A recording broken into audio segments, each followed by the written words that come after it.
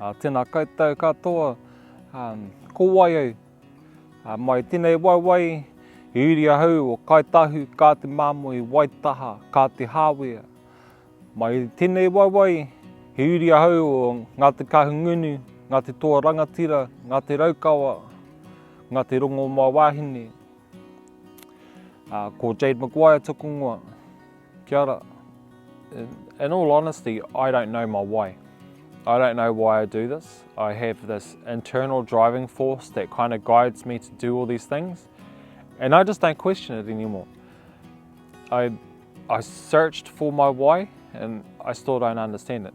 I think it's just because when I see the beauty of nature, it's, you know, especially when you're in untouched natural habitat, there is this energy and this feeling and this connection that you don't get anywhere else. So if I can share that with other people and try to connect them to see these things, hopefully in the future we will use that as some of our guiding principles in our decision-making processes. I'm sitting here at the marae o Takitoia Te Titi in Colic Bay, Oraka in Murihiku. Last year I created this eco-learning space. We called it Te Whakaoraka. Te Whakaoraka translates to revive, to recover, to restore. And the purpose of creating this eco-learning space was to do three things. Ka whakamana i te hauora o te taiao, ka whakamana i te hauora o te wai, ka whakamana i te hauora o te tangata. Which means to increase the prestige of the mana of the land and the environment, increase the prestige of the fresh water quality, and to increase the prestige and mana of people. This space at the back of the marae, we had a little tunnel house, and we had a nursery that was quite run down, and I seen the potential in it all. Now, what do we do here? We're having these conversations about food sovereignty, and about a mass decline in a natural habitat. And so my head kept on ticking over like, okay, how do I increase that? How do I, reach people that this is a thing that we need to care about? So I whipped up an idea to start teaching people how to do these things.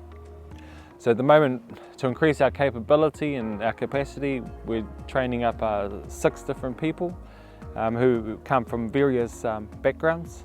Most of them come from the lower social economic kind of demographic of society, and have quite a few problems in the past. And those challenges that they have, that also leads to challenges with employment. And so it's quite cool to be able to give people the opportunity to get paid for what they do.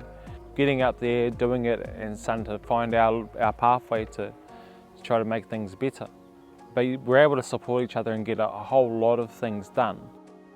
In this nursery, we were able to grow around just over 30,000 plants. These 30,000 plants are all ready to go, mainly for riparian planting along different farms around this region, around the Western Southland, but also other areas of tribal significance.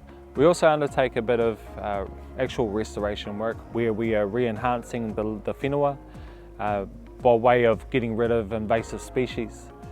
So at the moment that looks like broom and gorse, with a few other in-betweens, but it also means pest control. By undertaking this type of work, we're able to increase our biodiversity in our environment. That's the whole purpose of it.